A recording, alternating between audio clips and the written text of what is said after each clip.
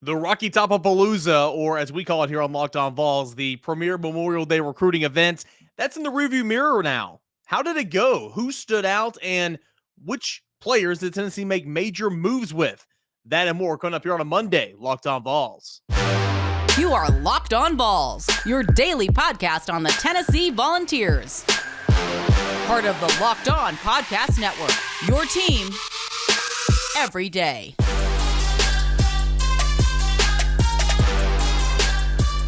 A good Monday morning, everybody, and welcome into it. This is Locked On Vols. First and foremost, happy Memorial Day, everybody. Hope you enjoyed today. You stay safe, you spend time with family, and remember the true meaning of what today stands for. I'm Eric Kane. This is Locked On Vols. You can find it every single weekday morning when you wake up at _Kaner on Twitter and at Locked On Vols. It's on YouTube. It's on Spotify, Apple Podcasts, Google Podcasts, all that and more, the Odyssey app. Pretty much wherever you want to find your podcast, you can find this go-to Tennessee Volunteers podcast every weekday morning when you wake up. I do radio in Knoxville, Tennessee. If you're new to the show, a little bit of my background. I also write for the rival site that covers the University of Tennessee football, basketball, baseball, recruiting, and a whole lot more. And so today on the show, we're going to go over that Memorial Day weekend premier recruiting event that was at Tennessee and, kind of what players stood out and what, Tennessee making some moves for some players a little bit more. We're going to get into the SEC baseball champions in segment 2. Boy, what a fun weekend Hoover after all the rain subsided and Tennessee just kept racking up runs and racking up runs and racking up runs and ultimately took down Florida on Sunday's afternoon championship game. Tennessee is baseball's SEC champion from the Southeastern Conference in tournament play. And then in segment 3, some winners from the SEC, or really some winners from college football's transfer portals. Not necessarily a Tennessee segment in this one, but it just kind of goes to show you how well Tennessee did this cycle last year and where they would have been placed in this running. So that's the layout for today's show, and we're going to go ahead and get into it.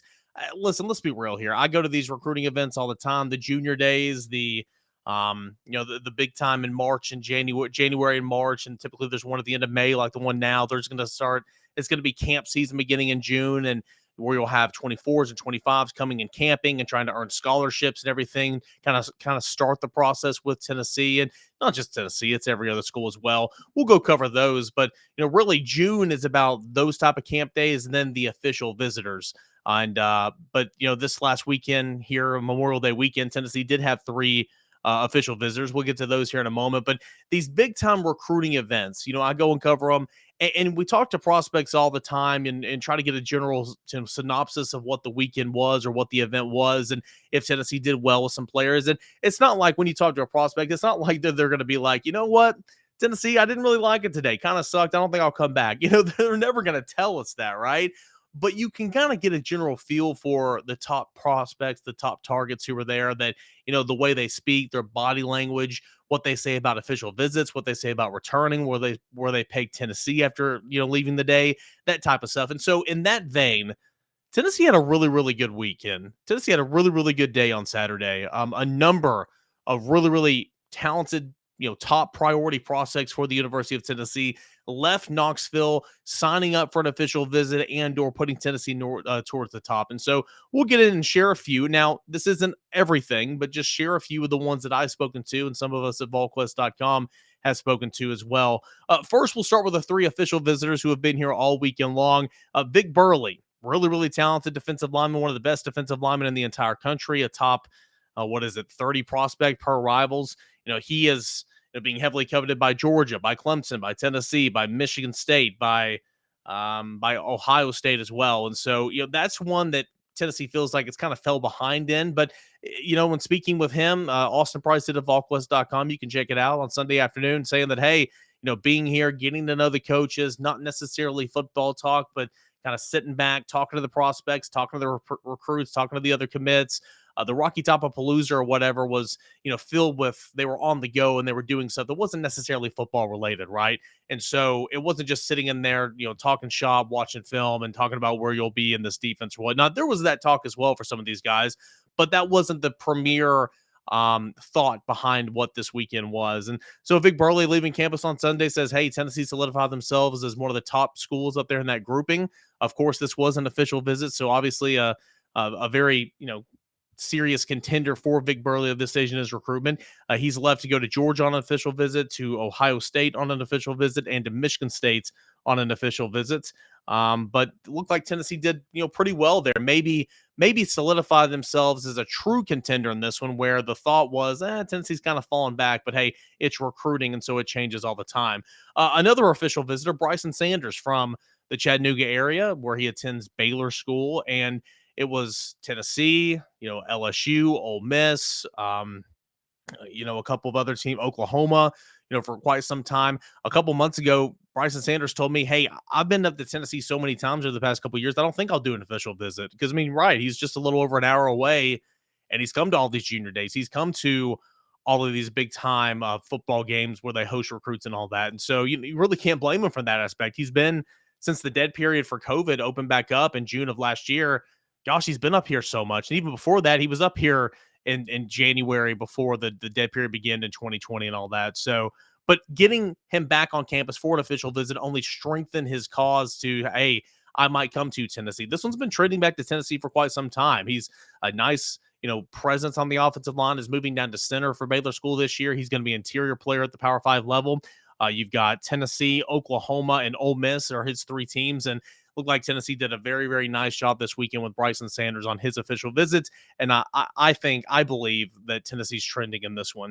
And then finally, Lucas Simmons, a Sweden player that came stateside about this time last year, getting ready to play for Clearwater International Academy down in Florida. He is a big-time offensive tackle, about 6'7", 6'8", a little over 300 pounds. And he was on an official visit here at Tennessee this weekend.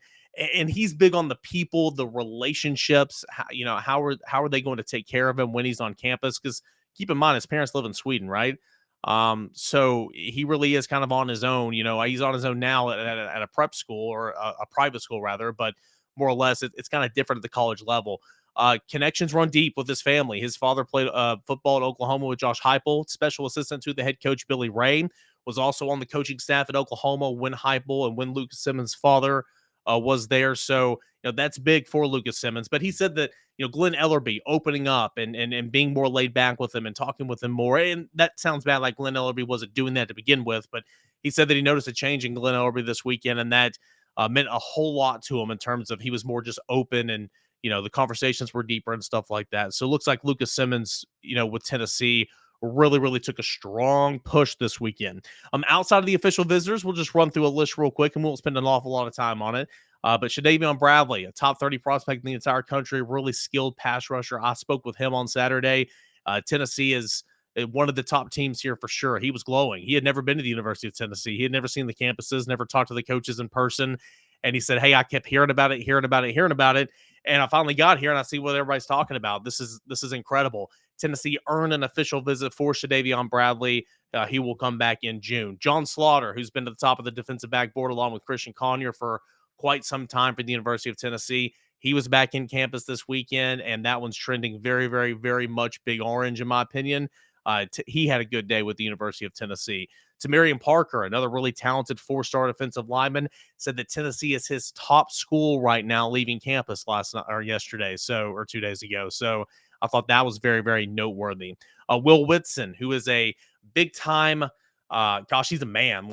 He's developed. He's 6'6", I want to say, about 295 pounds.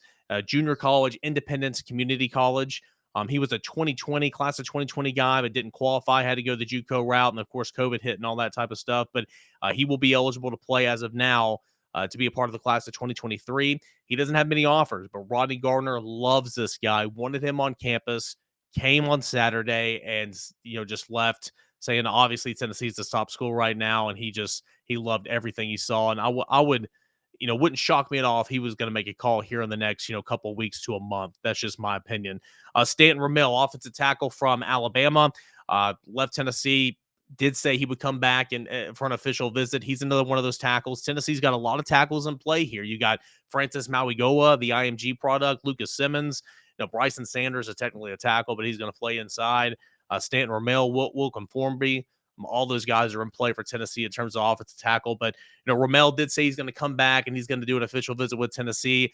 The problem here is I like Tennessee's chances if they were to take him, but His dad played at Alabama, and he's going to go down and camp at Alabama, try to pick up an offer from the Crimson Tide. So we'll have to pay attention to that one. Keldrick Falk, another talented defensive lineman, top 100 player in the entire country, picked up the Rivals Camp MVP just a couple of weeks, or actually it was last weekend, and he came to Tennessee. He's got 4 official visits locked in, came to Tennessee to see if Tennessee could pick up that 5th one, said that it's trending that way, said that he had a great time. It was great to be back. He will let the public know if Tennessee got an official visit here in the coming days. And then, of course, Nico Imaliava was here. Francis Mauigoa, the offensive tackle from IMG, was here. A number of other noteworthy players were here and, did pretty well. I mean, Nico's running that ship, man. Nico is recruiting on behalf of the coaching staff. Nico is recruiting, calling these guys, texting these guys, and that's what a lot of those guys told me as well. And so looked like it was a really, really good weekend for Tennessee. And again, a prospect's not going to come out and just say, hey, I didn't like what I saw. I don't know if I'll come back here. That's not how recruiting works. But when you've been doing this long enough, and this is, I'm a couple years into it now, so I start picking up on some things. You get the feeling Tennessee had a good day, or you get the feeling Tennessee had a bad day.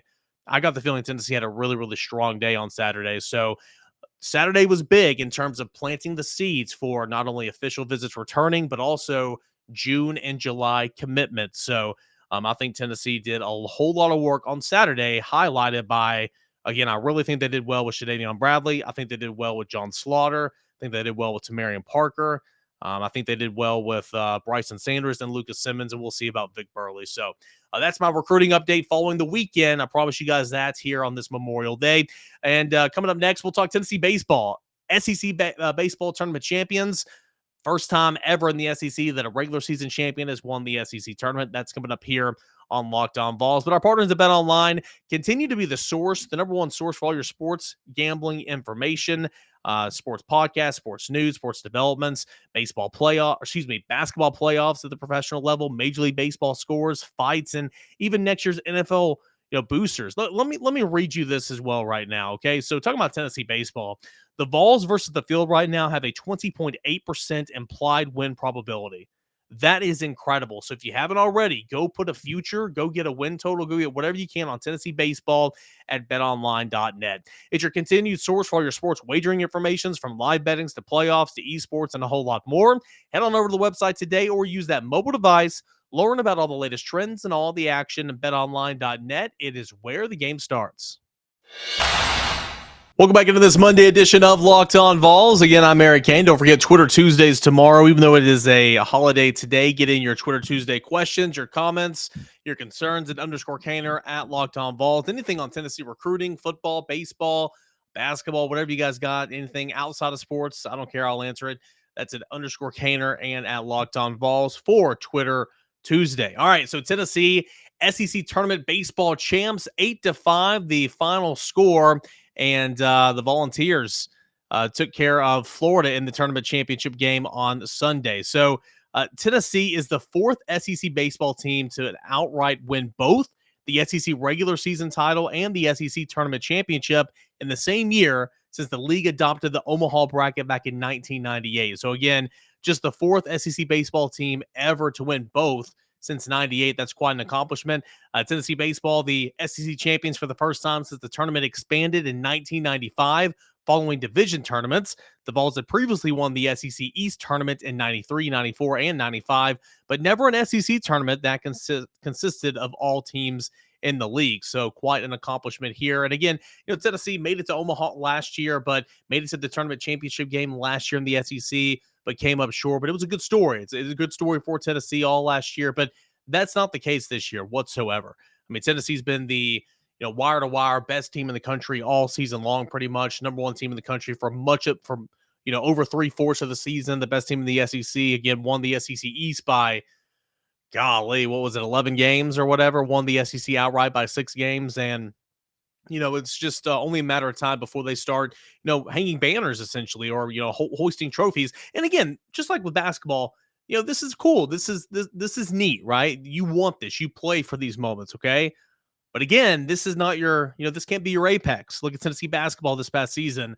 This can't be your apex. You can't go out the next Thursday or Friday and look like crap and bow out in the regional play when you're a host site, right? And the host sites would be the host sites were actually named late last night, and of course Tennessee is hosting a regional because they're the best team in the country. The opponents at each region will be announced at some point today. So we'll recover that on Locked On Vols coming up tomorrow. But nonetheless, really, really cool for Tennessee. 8-5 winner over Florida in a game where Seth Stevenson, I thought, played fantastic. He had a beautiful sacrifice squeeze there in the, I guess it was the fourth inning to get Tennessee on the board first.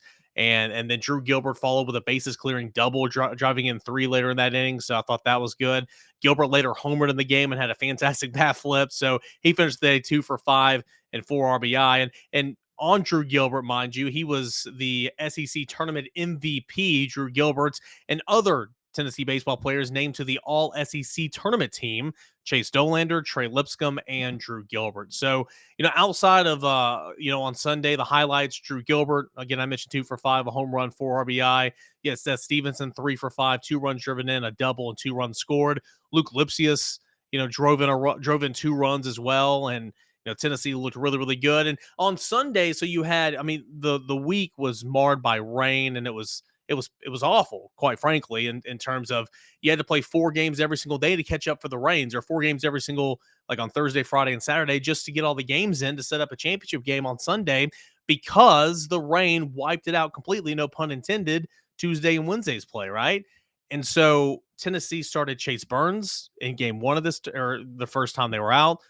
Blade Tidwell the first time, and then Chase Dolander the second time, and then it was Drew Beam, and then finally it was a bullpen game here on Sunday. But that was always the plan, because Tony Vitello said bigger picture stuff, right? That's why he brought Chase Burns in relief to pitch the last 4 innings of Saturday's game when Drew Beam started getting into trouble, because all those guys have got to get work in because the regional play is coming up. A bigger picture here, right? And so it all worked according to plan. Tennessee went bullpen on Sunday, and Camden Sewell pitched 5 innings, and he picked up the win. He's a guy that, he looked great, right? He had 1 strikeout, no walks, six hits scattered across 5 innings, 5 scoreless innings. Camden Sewell could be a starter for pretty much anybody, but he's one of the best bullpen arms for Tennessee. Will Mabry came in, Mark McLaughlin came in, Ben Joyce came in, running into some trouble there. Xander Seacrest came in, and then Kirby Connell pitched a little bit. Then Redmond Walsh actually had to be called on to close this sucker out, because you had Florida that scored 3 in the 8th and 2 in the 9th, and lo and behold, it was a 3-run game there when it was all said and done, 8-5. But nonetheless, Tennessee beats Florida for the 4th time this season to capture the SEC tournament championship. Look at that SEC bracket. So here's how it worked out. Tennessee was supposed to play on Wednesday. It didn't happen until actually on Thursday. But Tennessee took down Vanderbilt 10-1, advancing on. Tennessee then beat LSU late Friday night 5-2. And then Tennessee defeated Kentucky on Saturday 12-2. Before Tennessee took on Florida here on the Sunday. And it was a heck of a tournament for Kentucky. They, had to battle out of the single elimination round on Tuesday, and really on Wednesdays when that game got played. And, kept on winning, finally bowed out to Tennessee in the semifinal round. Florida, the same thing, took down South Carolina, was run ruled by Texas A&M 10-0 on Wednesday, and then battled back, beating Arkansas, beating Alabama, beating A&M again, and then playing its 6th game against Tennessee on Sunday. But the Volunteers, of course, had got the skip around because it was already positioned in the double elimination round. So nonetheless, a great week/weekend in Hoover. Tennessee is SEC tournament champions for the first time in the current format. Tennessee is only the 4th SEC program to win both the league and the tournament championship outright since the new format has been unveiled in '98 for Omaha. And what an exclamation point. This team is good. This team is clearly the best team in the country, and it looked that way. They play that way, and it'll be super, super interesting to see how they respond, and not respond, excuse me, but how they carry this into regional play and what that regional field will look like. And of course, we'll know more on that later coming up tonight. So Tennessee baseball, number 1 team in the country. A lot of people were pumped about that. Obviously, a lot of people become Tennessee baseball fans, and why wouldn't you? They're a whole lot of fun to watch, and the season is not over. Next step will be regional, kicking off in Lindsey Nelson Stadium either Thursday or Friday of this week. Coming up to conclude a Monday show, we'll take a look at the transfer portal, some of the winners across college football, and where Tennessee kind of stacks up in that mess as well. Coming up next here on Locked On Vols. So I wanted to end this Monday episode by going back to the college football gridiron, and let's talk about the transfer portal. So let's remember, this time last year, Tennessee attacked and Tennessee dominated the transfer portal. Of course, we didn't know at this point in time exactly how good it was going to be, but obviously seeing the dividends with Javonte Payton, a wide receiver, Hendon Hooker being your starting quarterback. Remember, Tennessee already got Joe Milton, brought in 2 new quarterbacks via the transfer portal. Hendon Hooker via Jeremy Pruitt, let's remember that. But also just some other guys that really helped out. Caleb Tremblay on the defensive line. At points in times, you had oh gosh, why am I forgetting this name? But you had some guys in the defensive secondary that did well. Brandon Turnage right there from Alabama that was SEC Defensive Player of the Week at Missouri. So you had a lot of guys that stepped in and impacted and really contributed to Tennessee and its bounce back year. Tennessee a little bit more quiet in the transfer portal this cycle around. Of course, there's still some time to fix that, but nonetheless, it's brought in Brew McCoy, its most notable, transfer portal addition, the wide receiver from Southern Cal, and Gerald Mincey on the offensive line. Both of those guys could be starters this year. Brew McCoy will. We'll have to see about Gerald Mincey exactly if he wins that job over J.J. Crawford or not, but those are the 2 biggest impactful transfers to the football team this year. But who were some other ones, right? Who were some other teams that really dominated the transfer portal, and how many of their additions was Tennessee really in on? Let's look at this. CBSSports.com, excuse me, broke down the top 5 winners of the transfer portal this offseason. At the top, it's no surprise, it's USC. You brought in quarterback Caleb Williams, wide receiver Jordan Addison, running back Travis Dye, a couple other really, really talented players. And of course, you have Lincoln Riley, who left from Oklahoma to go to Southern Cal. And it's kind of funny, you had Caleb Williams. I was like, oh, well, I'm not sure about Southern Cal. Let me take these other make-believe visits, and then commits to Southern Cal. Jordan Addison did the same thing. You want to talk about name, image, and likeness in the transfer portal where that's been affecting? That surely is, because, again, there's a whole lot of smoke when that's concerned. But number 2 was Ole Miss. Quarterback Jackson Dart from Southern Cal. Running back Zach Evans from TCU, a one-time long Tennessee target. You got edge rusher Jared Ivey from Georgia Tech. Michael Trigg also from Southern Cal. So Ole Miss, and again, Lane Kiffin calls him the self-proclaimed transfer portal king. I don't know about all that, but Ole Miss certainly had a really, really nice offseason in terms of the transfer portal. What about Nebraska, America's favorite 3-9 football team, right? Quarterback Casey Thompson of Texas. We'll see if that works out. Quarterback Chuba Purdy of Florida State. We'll see which one of those guys wins that battle. Stephon Wynn of Alabama, defensive lineman. Mathis, a defensive end from TCU. Tennessee wasn't in on any of those players. I'm not familiar with those players an awful lot, but Nebraska coming in at number 3 in this ranking. Here's where it gets interesting. Texas Longhorns. Quarterback Quinn Ewers, who, again, I consistently see Heisman Trophy odds, and he is, if not picked to be the winner, picked to finish in the top 3. I don't get it. So I understand. I read one article over the weekend saying, the narrator, obviously the writer, saying, I've long since given up on predicting the Heisman Trophy winner to come from the preseason odds favorite, or the preseason's top 3 of the odds favorite. And I get that, because that typically doesn't happen. Think about recent Heisman Trophy winners. Now, Young's a little bit of a different story of Alabama, but think about a couple years ago, you had obviously the quarterback from or of course you had Joe Burrow. He was nowhere to be found. Yeah, you had a couple of other really, really guys that never really, stuck out in terms of preseason hype, if you will. But they're the ones that, when it was all said and done, they won the Heisman Trophy. And so I get it from that understanding. But I mean, Quinn Ewers has never thrown a pass in college ever. He's only played a handful of snaps, and he's handed it off in blowout wins, right? Coming from Ohio State, I mean, they're pretty much set up there at quarterback right now. So looking for a new opportunity, goes to Texas, goes back home. We'll see what happens. But the Longhorns broiled in quarterback Quinn Ewers, wide receiver Hall from Alabama, who's a good player, Isaiah Nair, who was committed to the University of Tennessee, who flipped and signed with Texas. So that was a huge loss for Tennessee. Ryan Watts of Ohio State, Jaleel Billingsley from Alabama, one-time preseason all SEC tight end in terms of that nature. So Texas did really, really well in terms of the transfer portal. And then finally, you've got South Carolina. And everybody likes to talk about South Carolina, maybe being a dark horse in the SEC and all that. I'm not buying that whatsoever. I have to believe it till I see it. But hey, all they did last year, seriously, all they did last year was prove me wrong. Okay. And I picked them to win 4 games. They won 7. And so what they're doing there is doing really, really well in terms of how they're building their new era over there at it's South Carolina. So you brought in the quarterback Spencer Rattler.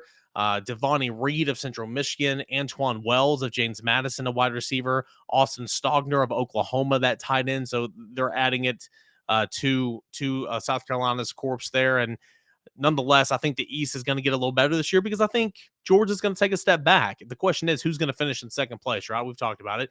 Georgia will take a step back. Kentucky's a solid football team. Tennessee is a solid football team. I think those two teams are, heading to the top. I think Florida is not going to be there this year, but they're going to be coming in a hurry. I think South Carolina's fine. I mean, Missouri and Vanderbilt are trash. So we'll have to see how impactful these teams are for, or these players, are for South Carolina as they continue to try to get better and better and, win some games that matter in the SEC East, because obviously when they played Tennessee last year, it was it was not very good. Tennessee was up like I think 38 to 7 at one point in time. But Shane Beamer, I think, has been doing a fine job there in terms of trying to rebound that. So it's interesting to think about, because at this point in time last year, Tennessee would have probably made this list, right? And if they did a transfer portal and review grades, Tennessee would have been up there in the top 5 because of what Hendon Hooker meant to the team. You got a starting quarterback out of Joe Milton to start the first couple games of the season. Didn't pan out, I hear you, but then you had Hendon Hooker. Javonte Payton, 6 touchdown catches on 6 catches on the year, right? But they were all for touchdowns. No, he had 18 on the season. Caleb Tremblay, some guys, Brandon Turnage, again, Deshaun Terry on the defensive line. There are more and more. Juwan Mitchell, it didn't pan out, but maybe it'll pan out this year. But all those guys were getting hyped up going into last season. So it's something to think about. And obviously, Tennessee might be active as the summer goes on, but a little bit quieter this offseason. Took some swings and misses, but did bring in Brew McCoy and Gerald Mincy. And those two guys projected to be starters. Brew McCoy definitely will. So that's it here for this Monday edition of Locked On Vols, guys. Whole lot of fun. I appreciate you guys for taking the time to listen while you're on your way to the pool, to the lake, to the river. Of course, most of you guys are getting today off. So that's really, really good news. Hope you stay safe. And, thank you as always so much for making Locked On Vols your first listen. Hey, for your next listen, I encourage you to go check out the Locked On Sports Today podcast. Biggest stories of the day, plus instant reaction, big game recaps, and the take of the day. You can find it wherever you get your podcast. And if you don't want that one, try this one on for size, the Locked On NBA Big Board podcast. Giving you the best prospects, information on the best prospects, the latest player rankings, and of course, all the big boards. You can follow on the NBA Big Board every single day on the Odyssey app, YouTube, and wherever you get your podcast. Guys, thank you so much for always tuning in and hanging out with me today. We'll be back tomorrow with more Tennessee football, basketball, baseball content. And don't forget, it's Twitter Tuesday tomorrow, so get me in your questions, your comments, and all of your concerns regarding the University of Tennessee. Back for more tomorrow. Stay safe today. Enjoy the rest of your Monday, everybody.